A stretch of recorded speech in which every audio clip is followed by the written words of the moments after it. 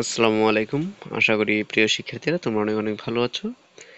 আজকে দশম শ্রেণীর পরীক্ষার্থী বা তোমরা যারা রয়েছো আগামী প্রি টেস্ট বা টেস্ট পরীক্ষার জন্য প্রস্তুতি নিচ্ছ বা তোমাদের অনেকের অর্ধবার্ষিক পরীক্ষা চলছে, তো তাদের জন্যই মূলত আজকে তোমাদের ইংরেজি প্রথম পত্র তোমাদের জন্য একটি সাজেশন ক্রিয়েট করেছি। তোমরা অবশ্যই বলবো তোমরা পুরো ভিডিওটি মনোযোগ দিয়ে দেখবে। এই ভিডিওটি তাদের জন্য যারা তোমরা রিকোয়েস্ট করছো যে স্যার আমাদের ইংলিশ ফার্স্ট পেপার পরীক্ষাটা কেমন হবে কিভাবে হবে একটু যদি কিছু বলতেন তাহলে একটু ভালো হতো। মূলত তাদের জন্যই আমি এটি তাদের জন্য ভিডিওটি তৈরি করেছি। তো যারা আমার ভিডিওটি দেখছো তোমরা মনোযোগ সহকারে পুরো ভিডিওটি দেখবে এবং চাইলে এখান থেকে তোমরা নোট করতে পারো। তো এখানে বলবো যে তোমাদের মডেল টেস্ট, এখানে আমি একটি মডেল টেস্ট নিয়েছি, সেখান থেকে তোমাদের এখানে একটি প্যাসেজ থাকবে। প্রথমত প্যাসেজটি তোমাদের বলবে যে read the passage carefully and answer the question number 1 and 2। এখানে এই প্যাসেজটি থেকে তোমাদের 1 এবং 2 নম্বর প্রশ্নের উত্তরগুলো দিতে হবে। তো এখানে তোমাদের এখানে যে কোনো একটি প্যাসেজ থাকতে পারে, এখন কোন প্যাসেজ থাকবে এটা কেউই জানি না আমরা। তো এখানে প্রথমত আমি একটি প্যাসেজ বাছাই করে ইম্পর্টেন্ট দেখে এখানে একটি প্যাসেজ সিলেক্ট করেছি, যেটা হচ্ছে traditional childhood pastimes of climbing trees and playing conkers are in decline according to a survey by the RSPB, Royal Society for the Protection of Birds. It's a charitable organization registered in England, Wales. এই যে এখানে একটি প্যাচ, এরকম প্যাচটি তোমরা ভালোভাবে একটু মনোযোগ দিয়ে পড়বে। যদি তোমরা ভালোভাবে মনোযোগ দিয়ে না পড়ো, বুঝতে না পারো, তাহলে কিন্তু এখান থেকে যে কোয়েশ্চেনগুলো রয়েছে সেগুলো আনসার কোনোভাবেই দিতে পারবে না। তো এখান থেকে 1 নম্বর তোমাদের যে কাজটি রয়েছে যে choose the best answer from the alternatives, মানে হচ্ছে এখান থেকে বাছাই করে যেটা উত্তরটি সঠিক হবে সেটাই তোমাদের সিলেক্ট করতে হবে। তো এখানে এর থেকে তোমাদের জি পর্যন্ত এমসিকিউ গুলো রয়েছে। তো এর থেকে জি পর্যন্ত এমসিকিউ গুলো ভালোভাবে তোমরা বুঝে শুনে সেই আনসার গুলো দিবে। তো এখান থেকে দেখো, এরপর 2 নম্বর যে কাজটি রয়েছে, 2 নম্বর তোমাদের থাকবে প্রশ্ন। হ্যাঁ, যে পেজ থেকে মূলত প্রশ্ন উত্তরগুলো দিতে হবে। তো প্রশ্নগুলো তোমরা একটু পড়ে এখান থেকে প্রশ্নগুলো এভাবে তোমরা পড়ে শেষ করবে। তারপর 3 নম্বর থাকবে তোমাদের, এখানে বলা হচ্ছে যে read the following text and fill in each gap with a suitable word based on the information of the text.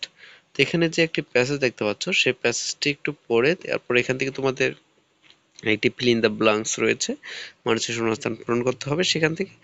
এরপরে আরেকটি তোমাদের এখানে প্যাচ থাকবে, সেই প্যাসেজ থেকে এখানে 4 এবং 5 নম্বর প্রশ্ন উত্তর দিতে হবে। এখানে প্যাচটিতে লেখা থাকবে যে read the following text carefully and answer the question number 4 and 5। এখানে যে একটি প্যাসেজ দেখতে পাচ্ছি, এই প্যাচটি তোমাদের মূলত থাকবে আনসিন একটি প্যাসেজ, এটা হচ্ছে বইয়ের মধ্যে যে প্যাচটি থাকবে না সেরকম একটি প্যাসেজ এখানে থাকবে। প্যাচটি বিভিন্ন সম্বন্ধে, বিভিন্ন বিখ্যাত যে ব্যক্তিগণ রয়েছে, ফেমাস পার্সন রয়েছে তাদের সম্বন্ধে, যেমন মাদার তেরেসা, কাজী নজরুল ইসলাম, রবীন্দ্রনাথ ঠাকুর, জসীমউদ্দিন, বিভিন্ন এরকম এর সম্বন্ধে যে যে পেজগুলো রয়েছে সেগুলোর মধ্য থেকে মূলত এরকম পেজগুলো থাকবে। সেখান থেকে তোমাদের ইনফরমেশন ট্রান্সফার যে একটা অধ্যায় রয়েছে বা তোমাদের এখানে যে একটা কাজ রয়েছে সেই কাজটি তোমাদের করতে হবে। তো 4 নম্বরে তোমরা এখানে দেখতে পাচ্ছ, তো এখানে বলা হচ্ছে complete the following table with information from the passage, মানে হচ্ছে প্যাসেজ থেকে এখানে একটি টেবল দেওয়া হয়েছে, ওই টেবলটি তোমাদের পূরণ করতে হবে। হ্যাঁ, কেমন প্রিয় শিক্ষার্থীরা, এখানে তোমাদের টেবলটি পূরণ করতে হবে ঠিক এরকম ভাবেই। আরো বাকি অংশ রয়েছে এখানে তোমাদের উপরে দেখতে পাচ্ছ তোমরা যে উপরের অংশটা কিভাবে করে পূরণ করতে হবে। 5 নম্বর তোমাদের যে কাজটি থাকবে, 5 নম্বর হচ্ছে write a summary of the above passage in your own words, মানে হচ্ছে উপরে একটি প্যাসেজ যেটি তোমরা দেখেছিলে, ওই প্যাসেজ থেকে মূলত একটি তোমাদের সামারি লিখতে হবে।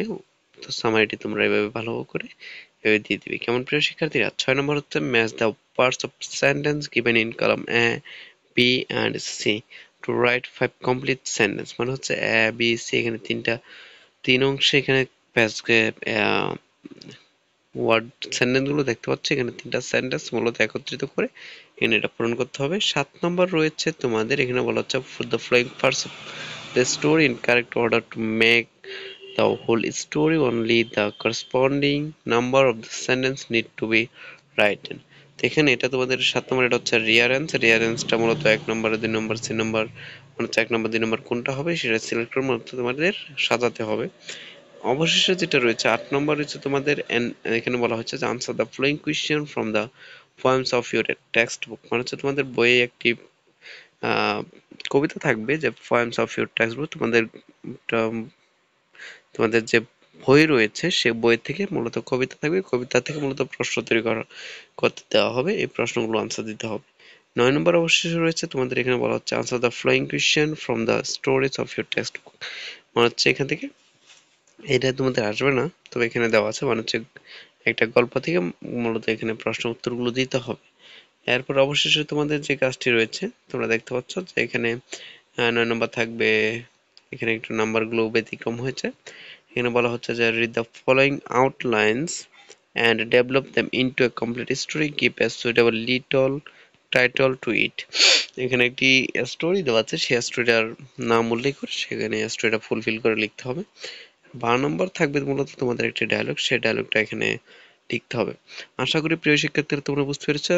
নতুন ভিডিওগুলো পেতে হলে অবশ্যই বলবো, আমাদের পাশেই থাকবে, সাবস্ক্রাইব করে বেল বাটনে ক্লিক করে আমাদের পাশেই থাকবে, এবং লাইক কমেন্ট বেশি বেশি বেশি করে করবে, এবং শেয়ার করতে কিন্তু ভুলবে না। তোমাদের অসংখ্য ধন্যবাদ পুরো ভিডিওটি দেখার জন্য। এরকম নতুন ভিডিওগুলো পেতে হলে অবশ্যই বলবো আমাদের পাশে থাকবে, সাবস্ক্রাইব করবে। Thank you so much everyone.